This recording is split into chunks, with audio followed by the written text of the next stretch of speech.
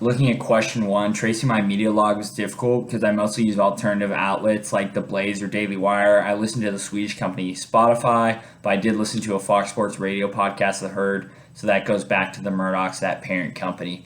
Moving on to question two, I wouldn't change too much about what I listen to. I've intentionally made it so I go to alternative outlets for my news, but another mainstream source like Fox or CNN couldn't hurt to check.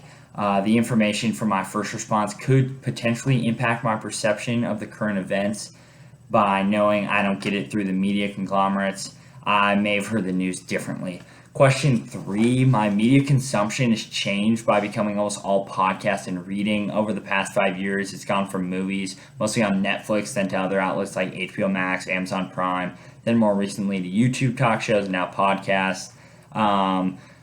I understand that this has changed my perception. It kind of changes your worldview. Like I went from going, oh, have you seen the new Edgar Wright movie to, oh, have you heard about that new tax policy? So it just kind of changes what you're listening to, what you're consuming, how you see the world. Final question. The long tail model is a variety of products spreading out what you produce, so each product reaches a group instead of a product meant to reach everyone. The blockbuster model is like putting all your eggs in one basket. We'll do one big product. You could make others, but this is what our big ticket item. I think in 21 today, the long tail model is more valid as our country's gotten more polarized and split apart. I think that, especially if you look at the film industry, think about this during COVID.